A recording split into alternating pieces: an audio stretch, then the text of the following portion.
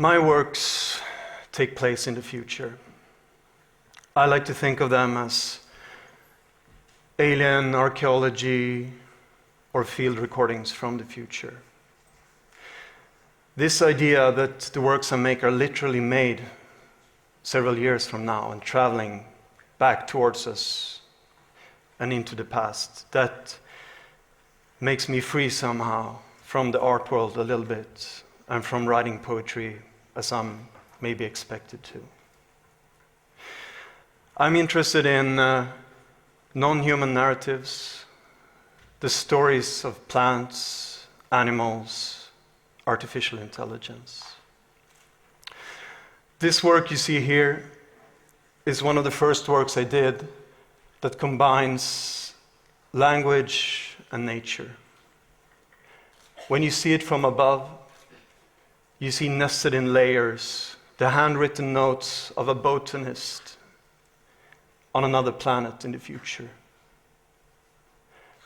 And on top of these notes has a plant mutated, and this very plant is described by the botanist as the first extraterrestrial species met by humanity.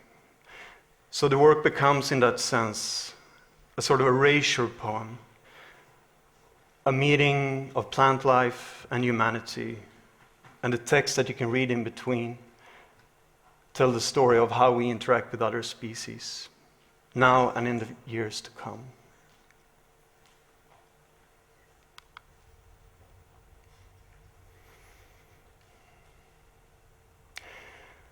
Every night, semi leaves a shadow of a light, a primordial fall. The dragon's breath smells like nights when suburbs, now was it looks up for voices. Night semi of the chest of the primordial first fall down, something hand circled and nearly when voices, storms. Down, only when they landmarks careless up voices, storms other.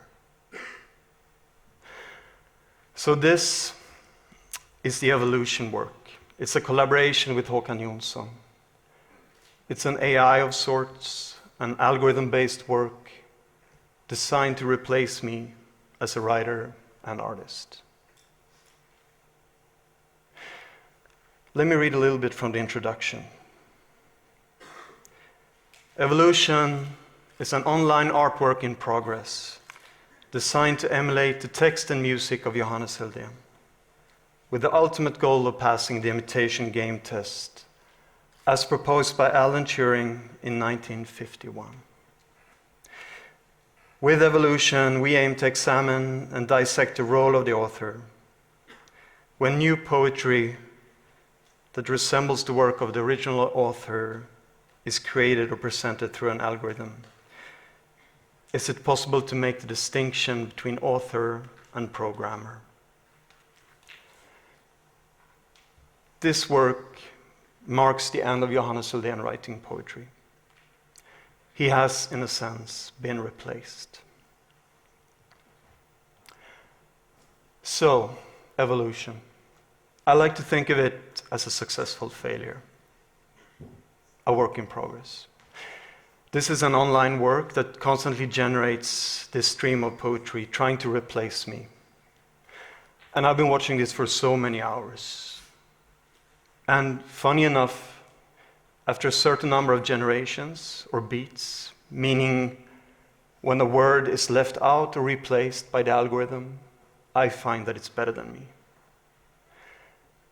It combines syntax and words that I wouldn't combine when writing my own poetry, especially when left overnight. I find it fascinating to look at it in the morning. And for me, so many questions arose from this work, as in what is the point of having a style, or what does it mean to have a style? Am I the best judge of my own style? We found out pretty quickly by writing rules for this work, for the algorithm, that if we wrote too many rules, it would write my books from beginning to end, as they are. And if we write too few rules, the nonsense factor of the poetry is very high, constantly. And one more thing. For some unknown reason, I have written the words Toyota Land Cruiser in a poem. I still have no idea why. And strangely enough, the algorithm took a liking to that. And it kept popping up all the time, not making any sense like statistically, because it's only in one place in my books. So in the end, we had to write a specific rule saying, no more Toyota Land Cruiser.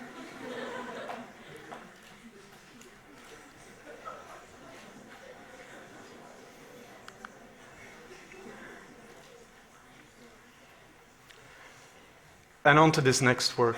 This is called Encyclopedia. It's also an algorithm-based work.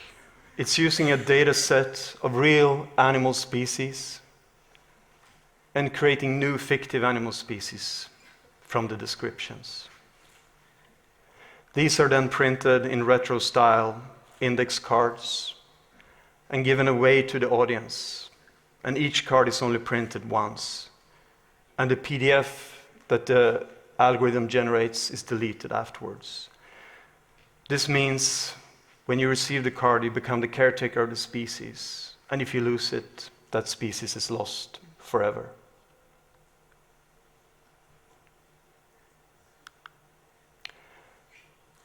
Their coloration was extraordinarily vibrant. They ate all kinds of plants, grass, wildflowers, blackberries, buds and leaves from trees and bushes. A habitat requirement was the placement of suitably secluded den locations, which could consist of caves, large hollow trees, or dense vegetation. The dens could be vast and could sometimes accommodate multiple families. The young were carried on their mother's back, very well camouflaged. Habitat fragmentation as a result of forestry, urbanization, and agriculture was a major threat. Made extinct by humans, 2188 AD.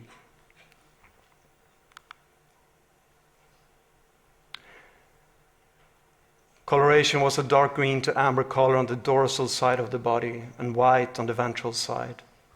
During late summer, the den was cleaned and the nesting chamber filled with bedding. They were fast and agile in the trees, allowing them to escape predators among the branches and underbrush of the forest. They were an arboreal feeder, foraging on flowers and fruit. Their songs were intricate, with up to 9 musical themes. They would sometimes socially groom. They were reluctant to cross open ground and were consequently vulnerable to local extinctions when woodland was lost. Made extinct by humans, 2103 AD.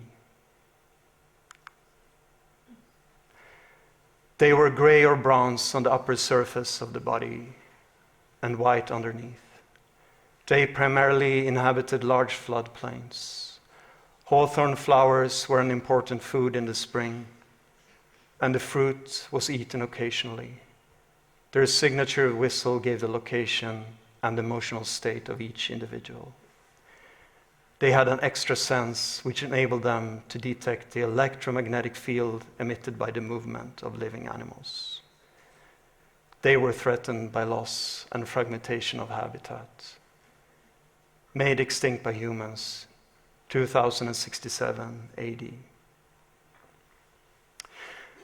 So what you get here in these examples are modified collages. It could be a mix of badger, blue whale, dragonfly.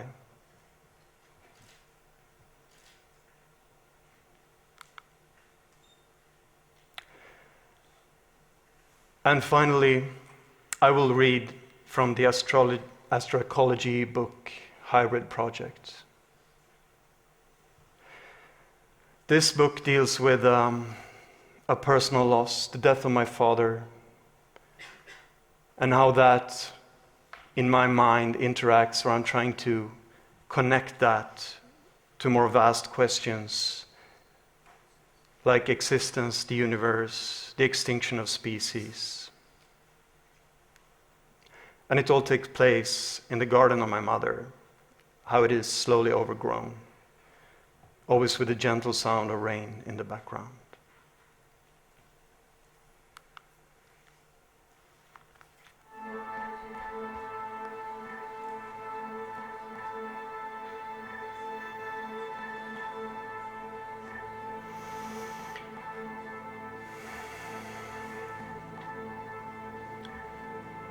The rain came quickly.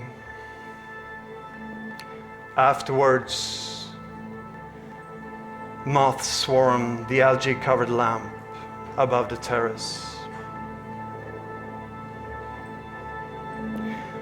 In the animated movie Princess Mononoke, plants glow in the footprints of the nature spirits.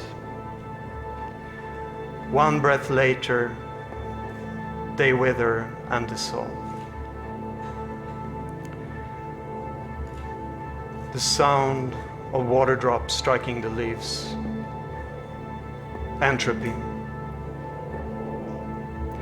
So the rain is transformed into a distant roaring. And on October 10, 2011, a 24-hour-long clip of the engine sound from the fictional starship USS Enterprise was uploaded to YouTube. The full designation of the ship is USS Enterprise NCC 1701D. By May 25, 2015, the clip had been viewed over 2 million times. Safety, well-lit rooms, someone always awake, a heart beats, and one exhalation later, the illuminated trail, 8:30 p.m., low cloud cover, no stars, high levels of oxygen. The few intact light bulbs dimmed by thousands of water drops. Sections passing through the swamp flooded. The water could be waist deep with the next step.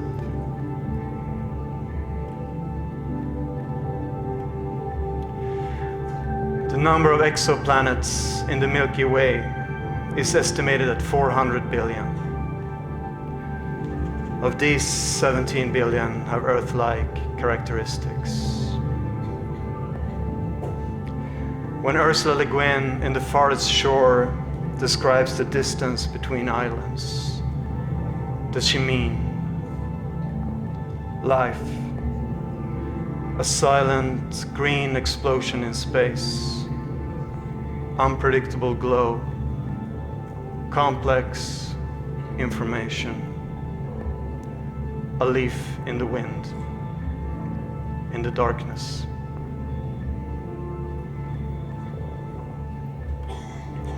Passing through the islands of light, the shadow of the insect in front of the window, the outline of the planets in front of the sun. Pulled up the hood, forced myself not to remove the headphones, looked over my shoulder several times. The lamps swaying in the wind, leading back into the trees. Over the course of several years, the asparagus plot transforms, covered by weeds, turning into meadow, into brushwood, the beginnings of a forest, the slow rush of vegetation up towards the garage. So the clouds came closer to the ground. And if something were to approach, the panic lights above the lawn leak into the fields and the trees. Every animal stops in its tracks, eyes reflecting light.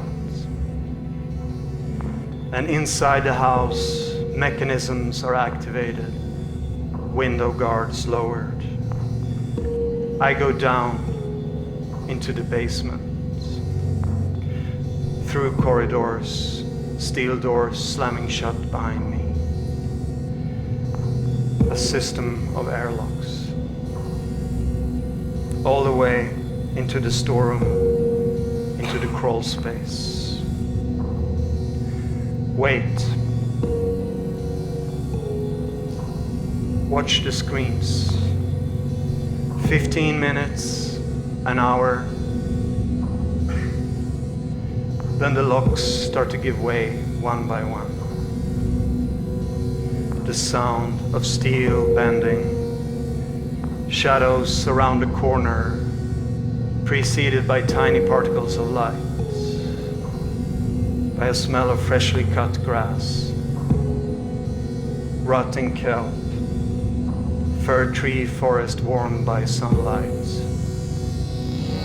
and that undertone of smoke and turpentine.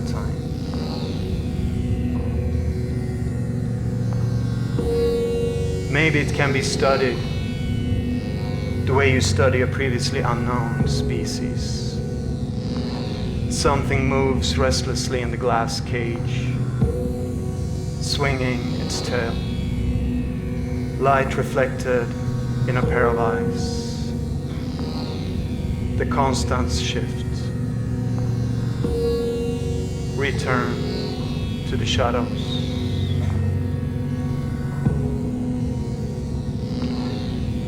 It moves in unpredictable ways, with a set of rules too complex or decentralized to take in.